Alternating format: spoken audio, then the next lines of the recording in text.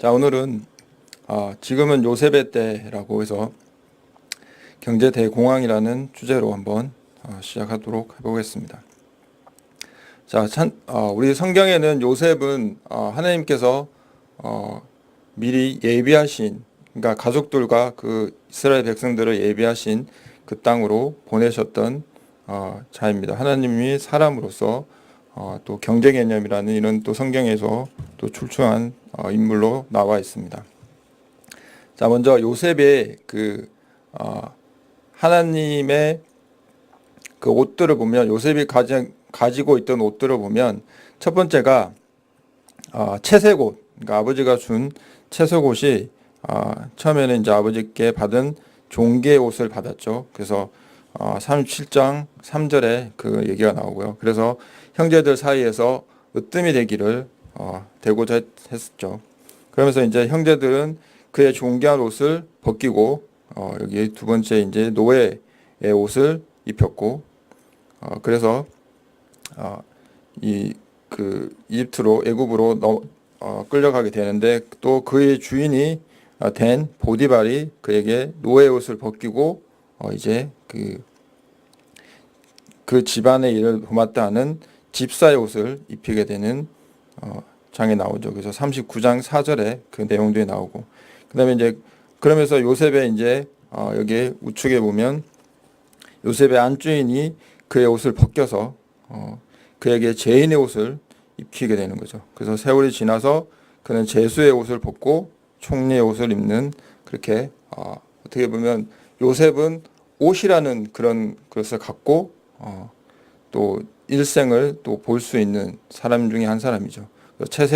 처음에 존귀한 옷에서 노예에서 집사에서 다시 죄인에서 다시 애굽의 총리가 되는 그런 형태의 세월들을 보내죠. 근데 그것을 항상 하나님께서 함께 하셨기 때문에 이렇게 이 요셉이라는 인물을 통해서 삶을 어떻게 살아가고 하나님께 항상 동행하고 있다는 것을 우리가 알 수 있는 부분인 것 같습니다.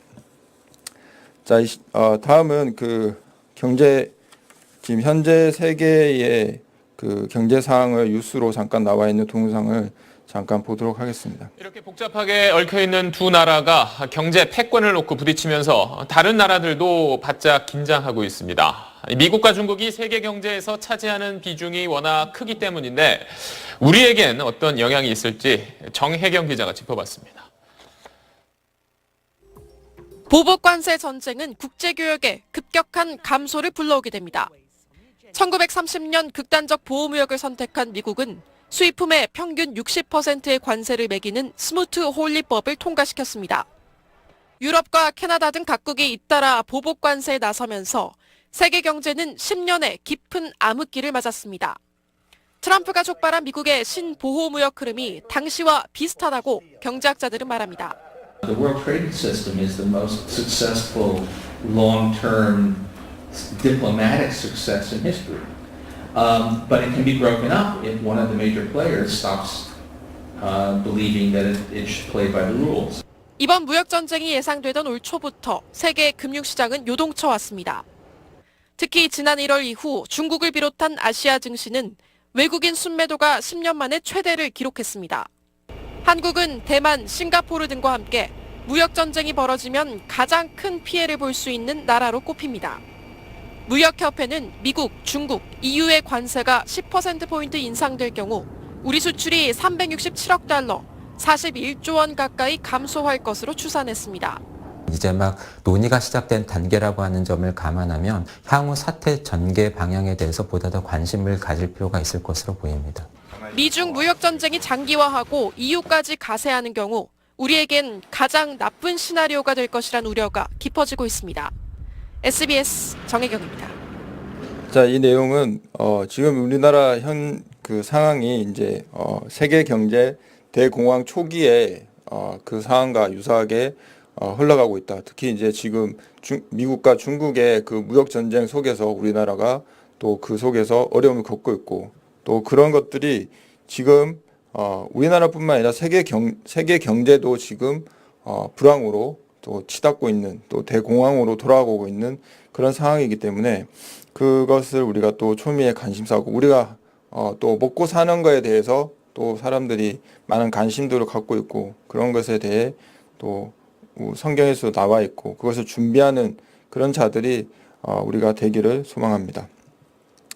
자, 이게 보면 지금 세계 경제에 보면 거대한 빚에 포위된 2019년 세계 경제라고 해서 그 제롬 파월 미 연준 의장이 얘기하고 있습니다. 그래서 세계 경제는 부채로 지은 집 같고 같은 회복이 되고 있습니다. 그래서 2008년 이후 전 세계 부채 41%가 증가하고 있고 부채 증가율이 신흥국 146%, 선진국 19%, GDP 대비 부채 비율이 신흥국 176%, 기업 가계 정부 부채 끊임없는 증가가 이루어지고 있습니다. 그리고 중국의 그림자 금융 부채 리스크가 직면하고 있고 유로존, 그리스, 이탈리아 정부 부채 악화, 미국도 대출 담보증권 리스크 부과, 글로벌 경기 수축 국면에 진입하면서 세계 각 지역의 부채 리스크가 점증으로 치닫고 있다. 그래서 전 세계 어느 나라도 지금 부채로서 이렇게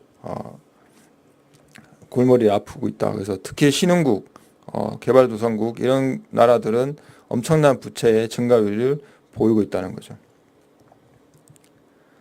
마찬가지로 이 중국의 경제 감속에 세계 경제 성장률이 저하고 있다. 특히 우리나라 같은 경우에는 미국과 중국의 수출의 의존도가 가장 높은데 그런 것들을 볼 수 있고 여기 이제 한 정책위원이 최근 주가 하락에 관해 주가는 실무 경제의 변화를 증폭해 전하는 것이기에 세계적인 실질 성장률을 저하를 하는 정도 예상하고 있다고 의견을 내놓고 경제 성장률 저하 배경으로 중국 경제 정책 상황이 수출입 동향으로 보면 명확히 나타나고 있다라고 보고 있다는 거죠. 그만큼 지금 중국의 그런 경제 정체 현상이 막대한 영향들을 대한민국과 전 세계에 미치고 있다라는 내용입니다.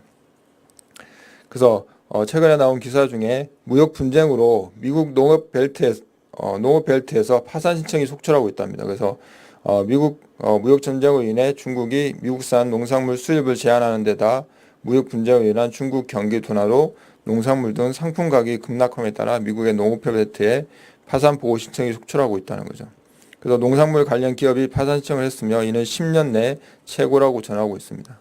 그 다음에 이렇게 특히 인디애나나 일리노이, 위스콘신 등 농업주가 밀집되어 있는 지역에는 수뇌법원의 파산 신청 건수는 2008년 대비 100% 이상 증가하고 있다라고 이렇게 기사가 나와 있죠. 그만큼 이 미국의 그런 경제 상황도 어렵고 지금 어떻게 보면 힘대결을 하고 있는데 서로가 서로의 힘대결을 하고 있는 그런 상황이 치닫고 있다라는 거죠.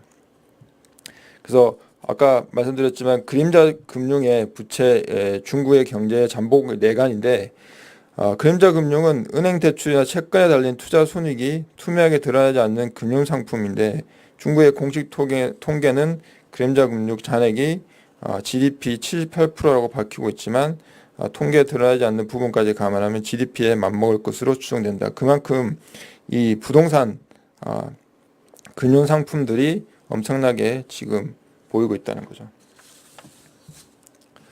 그래서 우리가 또 아는 그 세계 경제의 모든 그런 주도권을 갖고 있는 것은 유대인들이 가장 갖고 있는데 여기 이제 코퍼레이트 크래시라는 그런 이 단체가 있는데 이런 각종 경제단체와 환경 그다음에 보건단체 복잡한 세계 기구들을 끊임없이 만들어내면서 그들에게 무장 군대까지 보유하게 만드는 그런 다국적 기업으로 전 세계를 상대로 이윤을 추구하면서 필요에 따라 악질적으로 무역까지 동원하는 일종의 테러 단체들도 운영하고 있죠. 이렇게 유대인이 전 세계에 그런 갖고 있는 모든 단체들 또 경제 단체들 뭐 이런 복잡한 세계 기구들을 끊임없이 유대인들이 하고 있죠. 그래서 이렇게 유대인의 세상 속에 이렇게 들어가 있는 상황이고 그래서 출애굽에 보면 모세가 형 아론이 황금 송아지 신상을 만들자 다 같이 경배하며 경배할 거죠. 그다음에 솔로몬 사후에 이스라엘 멸망까지 황금 송아지 우상 숭배를 계속했다고. 이 황금 송아지는 항상 그런 뭐랄까요? 부와 관련된 이 송아지들이 많이 있죠. 특히 이 월가에 이렇게 황금 상소가상이 되어 있던 거죠. 단순히 이게 뉴욕 월가에만 있는 것이 아니라 전 유럽, 그다음에 대한민국에도 이런 황소상이 배경이 되어 있는 거죠. 그래서 이것이 만몬신을 숭배하는 유대인들의 그런 어떻게 보면 유대인 중에 하나님보다 이런 사탄을 숭배한 자들이 더 많다는 것을 우리가 볼 수 있다는 거죠. 그래서 지금 동영상을 또 하나 볼 건데 이거는 세계 경제의 붕괴와 돈에 관련된 비밀인데요. 잠깐 보도록 하겠습니다. Just a smoke and mirrors term for currency creation. QE started with the banking bailouts back in 2009. This currency was created out of thin air and then given to the banks who paid themselves record bonuses in reward for crashing the world economy.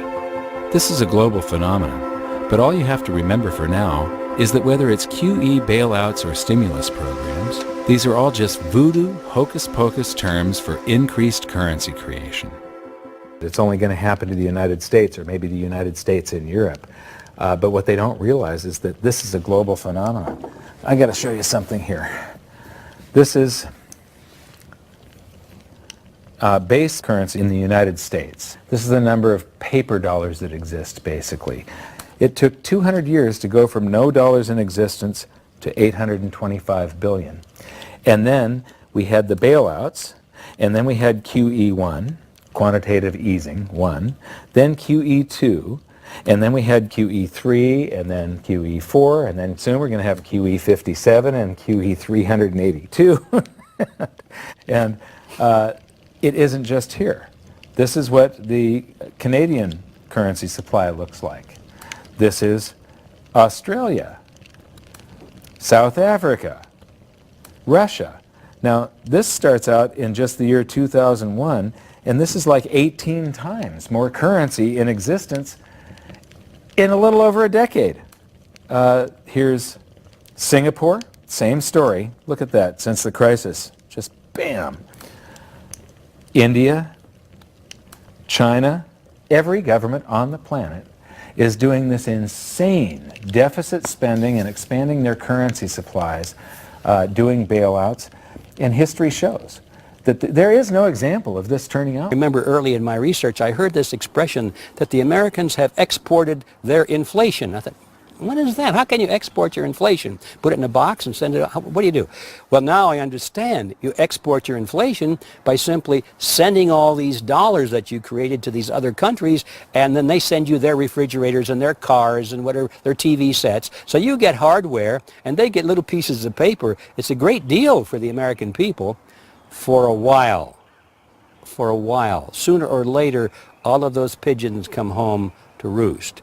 When the time comes, as it looks like it's now coming, when the rest of the world is saying, we don't want to play this game anymore, Uncle Sam's dollars are just becoming worthless, there are too many of them, we've got to find something else other than American dollars, then those dollars start to come back to America. People say, we don't want them anymore, what do we do with them? Once this revs up, and we've got this little trickle of money coming back that we previously exported, once it becomes a flood, and it starts to rush back, now we are getting our former exported inflation brought back to us, and then we'll see the quantity of money inside the United States grow much more rapidly even than the Federal Reserve can create it, because we're getting a previous money back.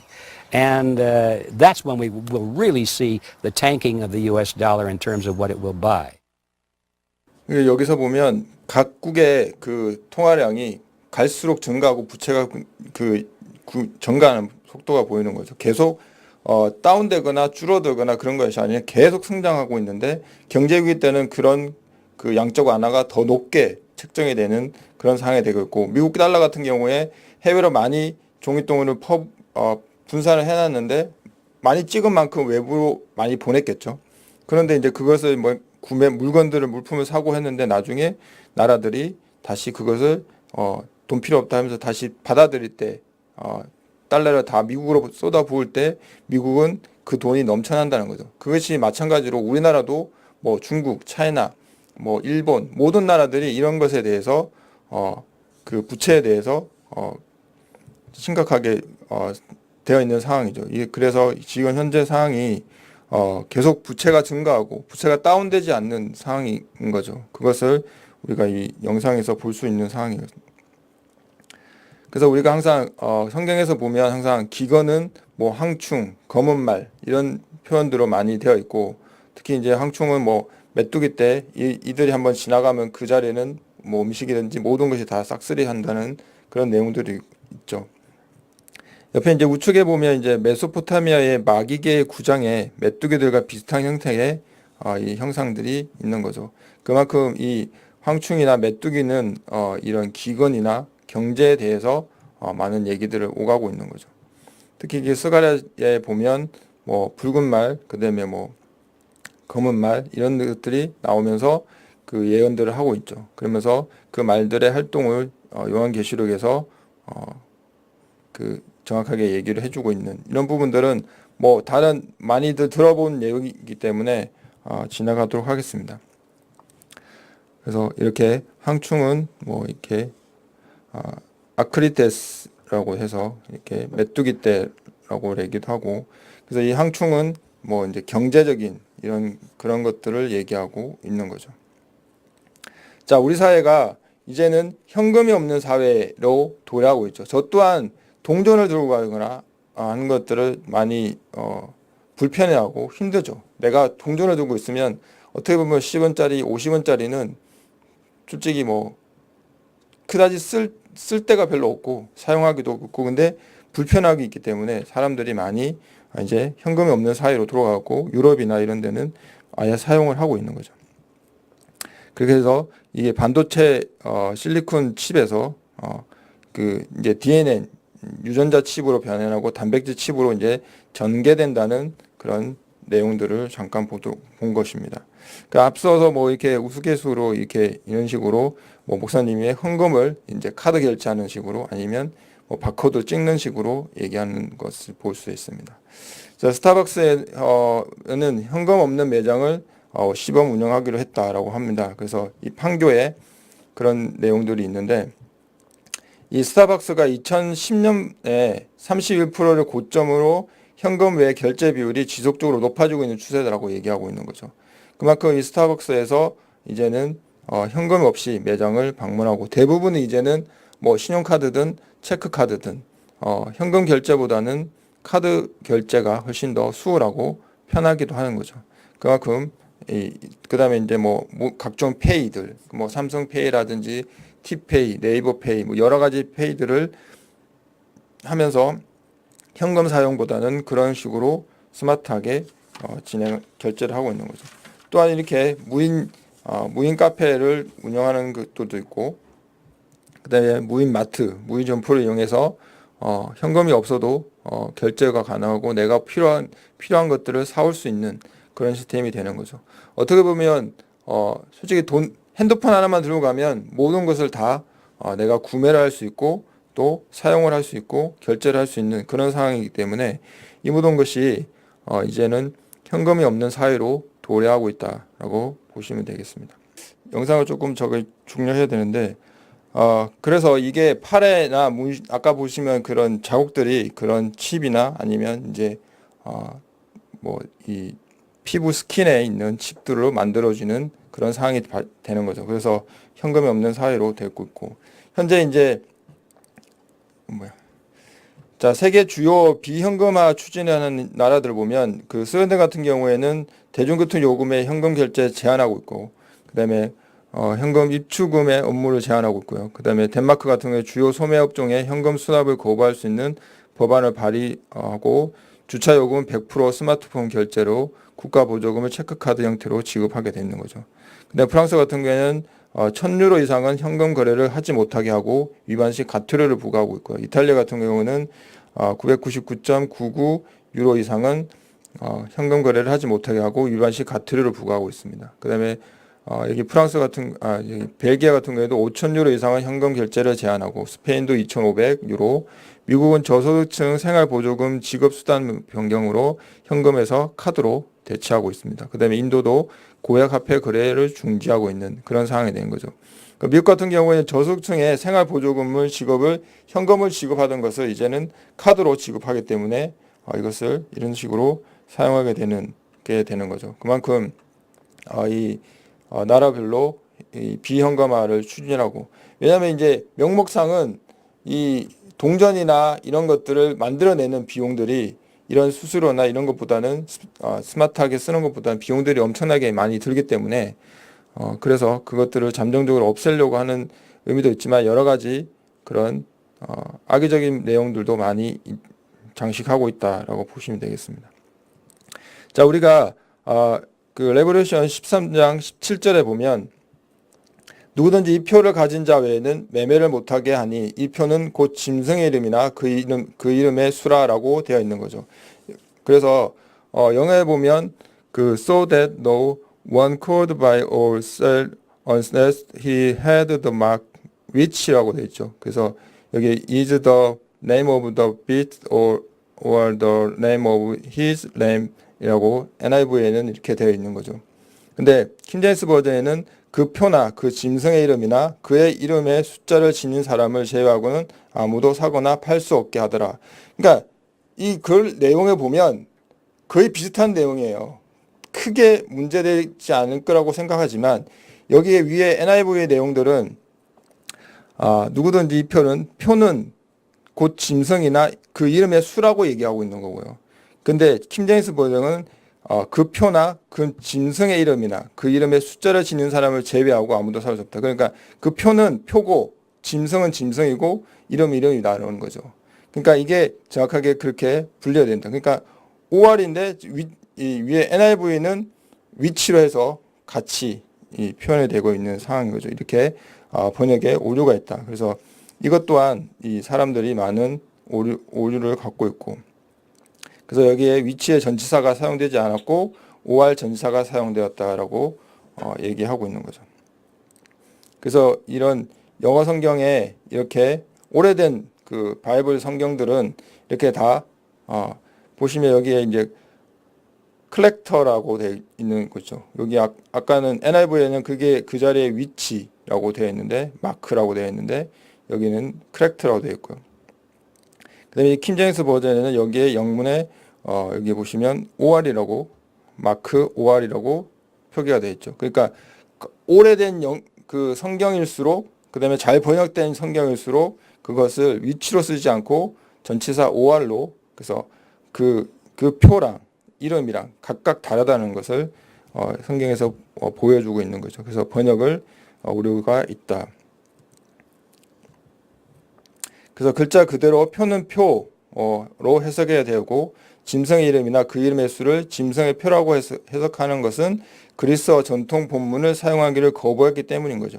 그래서 현대 출판된 대부분의 성경들은 그리스어로 전통 본문의 개통을 거부하고 있는, 그러니까 최근에 계속 새 번역으로 새역으로 하는 것들이 대부분이 이제 이렇게 그리스어로 전통 본문을 사용하기를 거부하고 있는 그런 상황을 발생하고 있는 거죠. 그래서 우리가 이런 많은 것들을 잘못, 그 글자 하나에 단어 하나에 이런 엄청난 차이가 있다는 것을 우리가 볼 수 있습니다. 그래서 우리가 지금까지 본 것 중에 뭐 너무나도 많은 지금 첨단 시대를 달리고 있기 때문에 우리가 너무나 편리하게 살아가고 있고, 또 그것을 우리가 또 어떻게 보면 사람이 추구하고 있는, 그것 또한 우리가 편한 것을 찾고 있지만 그것이 어떻게 보면 또 하나님과 우리 인간과의 거리를 두게 만드는 그런 시대가 도래하고 있는 현 시대인 거죠.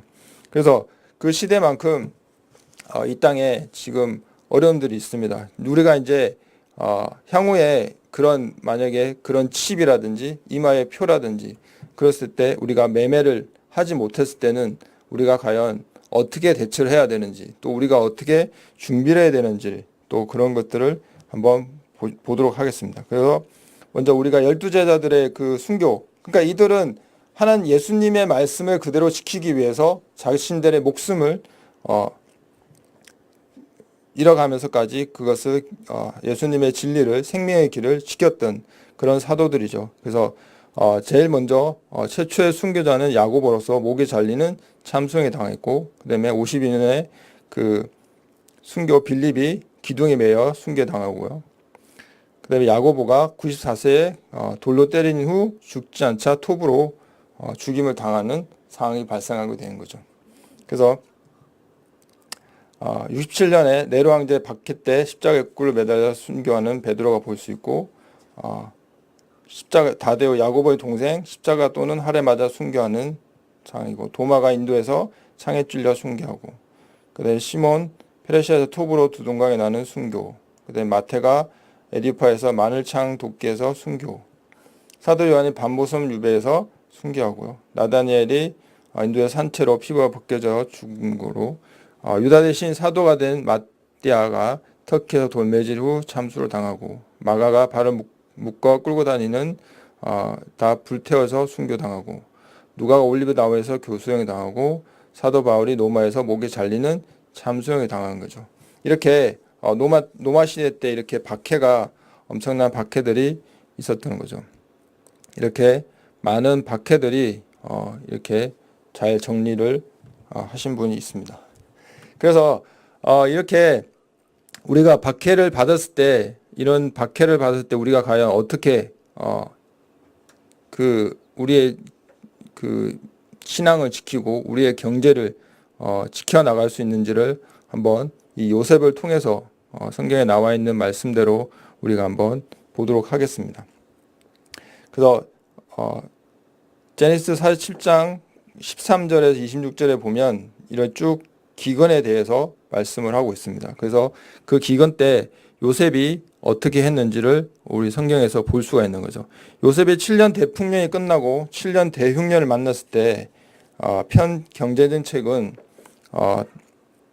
13절에 보면 기근이 더욱 심하여 사방에 먹을 것이 없고 애굽 땅과 가나안 땅이 기근으로 항폐하니 라고 되어 있죠. 그래서 몇 년을 두고 가뭄이 심했기 때문에 가뭄으로 농사도 못 짓고 양식이 떨어지고 굶어 죽을 수는 없고 모두가 정부 구호미에 매달리는 거죠. 그래서 요셉을 찾아와서 그래서 당연히 정부는 백성들에게 쌀을 나누어 줘야 하는데 요셉은 백성들의 요구를 거절하죠. 그러면서 요셉이 어떻게 하냐면 14절에 요셉이 곡식을 팔아 애굽 땅과 가나안 땅에 있는 돈을 모두 거두어 드리고 그 돈을 바로의 궁으로 가져가니라고 되어 있죠. 그러면서 백성들을 하여금 저축해 둔 돈을 양식을 사게 만들었고 그냥 나눠주지 않았다는 거죠. 그 나라 전체의 돈을 다 거둬들이다시피 했고 백성들은 식량을 사느라 돈이 다 떨어지고 말았다는 거죠. 자, 그래서 14절에 16절과 17절에 보면 요셉이 가로되 너희의 가축을 내라 돈이 떨어졌은즉 내가 너희의 가축과 바꾸어 주리라. 그들이 그 가축을 요셉에게 끌어오는지라. 요셉이 그 말과 양떼와 소떼와 나귀를 받고 그들에게 식물을 주되 곧 그 모든 가축과 바꾸어서 그해 동안에 먹을 것을 그들에게 주니라라고 보고 있는 거죠. 그래서 요셉은 그냥 주지 않았다는 거죠. 모든 백성들에게 그때 맞춰서 뭐 돈으로, 그다음에 곡식으로, 가축으로, 그다음에 나중에는 땅으로 모든 것을 다 갚아나가는 그런 상황이 되는 거예요. 그럼에도 백성들은 요셉을 뭐 시기하거나 욕하지 않았다는 거죠. 그래서 이 모든 것들이 백성들의 짐승과 양식을 바꿔주면서 백성들은 먹고 사는 문제가 중요했기 때문에 요셉의 제안에 아무런 그 이의를 달지 않았다는 거죠.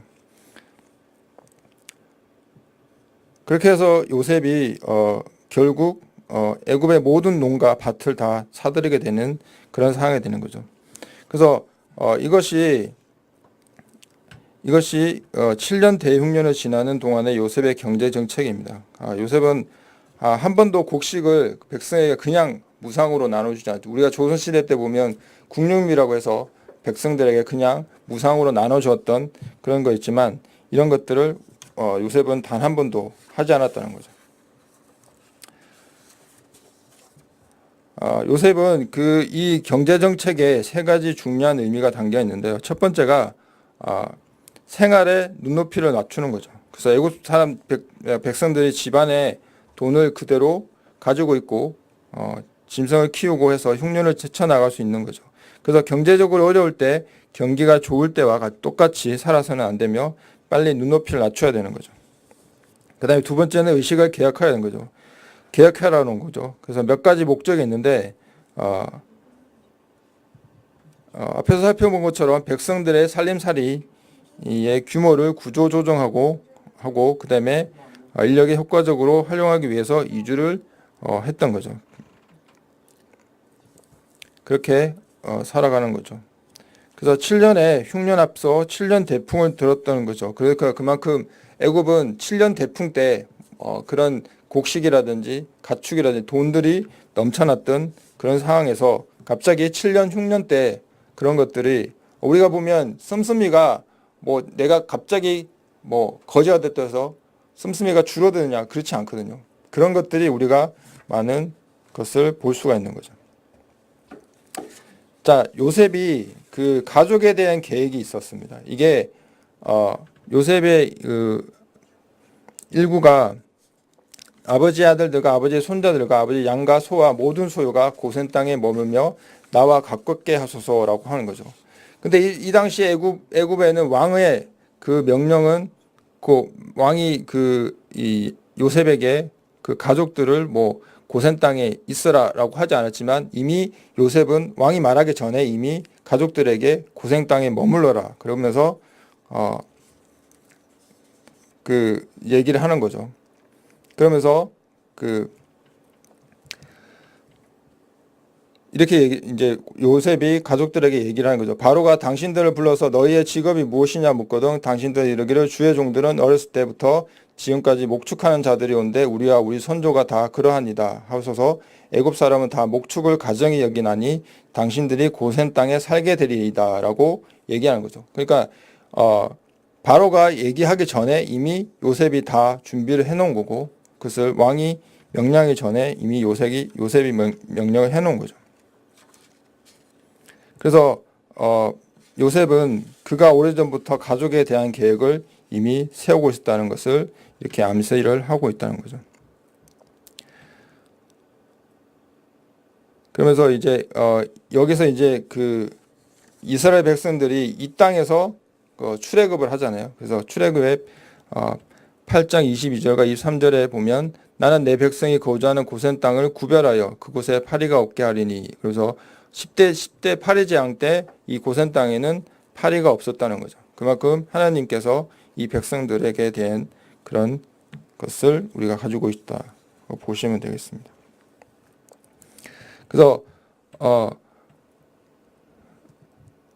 제가 오늘 드리고 싶은 말씀은 뭐냐면 우리가 항상 보면 그런 공동체나 아니면 가정에나 이런 모든 사람들이 항상 요셉 같은 사람, 미래를 준비하고 그런 리더자가 필요하다. 그래서 우리가 그런 자들을 또 키워나가야 되는 그런 상황이 되는 거죠. 그게 우리가 요셉 같은 리더자, 준비자가 돼야 되고 또 우리가 교회사를 통해서 보면 이렇게 잘 알 수 있는 우리의 진제도르프 백작처럼 그런 모든 것을 준비하고 그 안에서 신앙 공동체, 경제 공동체를 같이 하면서 같이 살아갔다는 거죠. 그래서 아까 보셨던 것처럼 현금이 없는 사회에서 우리가 살아가면서 그 향후에 그 현금이 없을 때 우리가 어떻게 대처하고 어떻게 유무상통하고 우리가 살아가야 되는 먹고 살기에 대한 그런 부분들을 우리가 한번 이 공동체를 통해서 볼 수 그래서 모라비안 공동체가 이렇게 이 지역에 이렇게 살았던 거죠. 그 슬로바키아와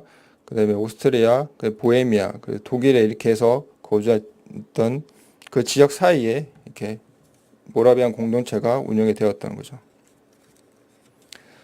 모라비안 공동체 태동은 이렇게 나와 있지만 그 1690년에 데이빗이라는 아이가 플렉에서 태어나고 그는 하나님께서 자기 죄를 어떻게 사해 주실지 깊은 관심을 갖고 독일 각지에 방랑하다가 이제 모라비아로 돌아와서 복음의 도를 전하다가 박해를 받자 진덴도르프 백작에 초청받아서 그곳에 같이 공동 생활하는 거죠.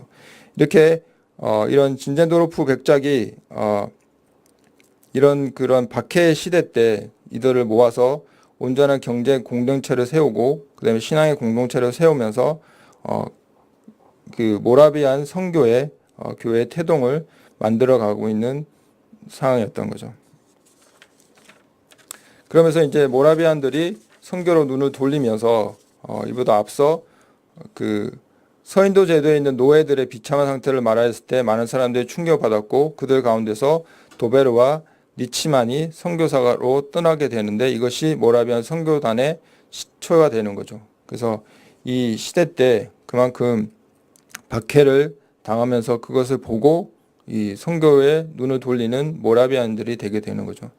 그러면서 1732년에 조직 전체가 선교회로 전환하게 되었는데 많은 선교사들이 그리스도께 헌신함으로써 더욱 어렵고 위험한 지역을 자신들의 일터로 선호하며 세계 각국으로 떠남으로써 떠나게 되는 거죠. 그러면서 영국에서 모라비안들의 사역은 1738년에 시작하게 되면서 피터 벨러, 그 다음에 존 웨슬러도 처음에 이들과 자전 접촉을 가지고 많은 영향을 받게 되는 거죠.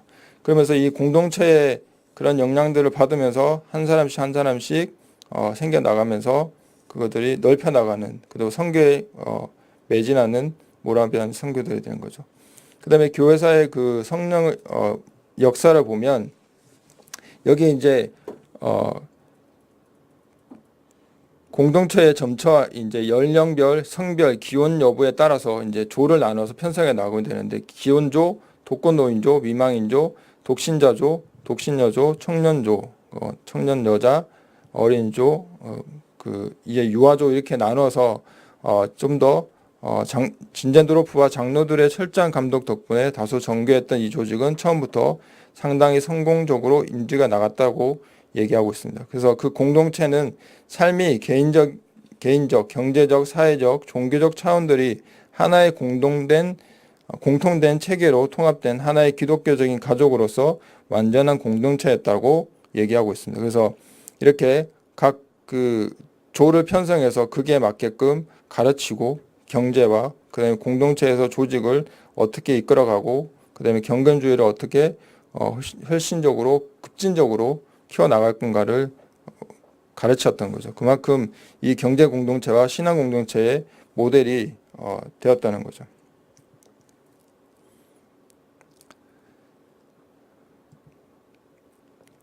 그래서 결론을 지면 그 상상을 못할 기근이 향후에 다가올 겁니다. 우리가 항상 그 뭐 전쟁과 기근과 이런 것들이 다가올 때 이 환난기를 피난처가 될 하나님의 초자연적인 통치를 받는 공동체를 통해서 우리가 대비를 해야 된다는 거죠. 그래서 환난기 피난처의 공동체는 믿는 가족들을 중심으로 한 공동체, 뭐 가정교회이며 초대교회처럼 유무상통하고 요셉과 같은 리더들을 가정마다 세워야 한다는 거죠.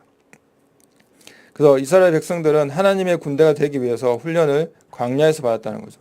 어려울 때 그 어려움 속에서 그 하나님의 백성으로 자라나갈 수 있던 것은 그 광야에서 훈련 받았던 것이 하나님 백성으로서 군대로서 쓰임 받았던 거죠.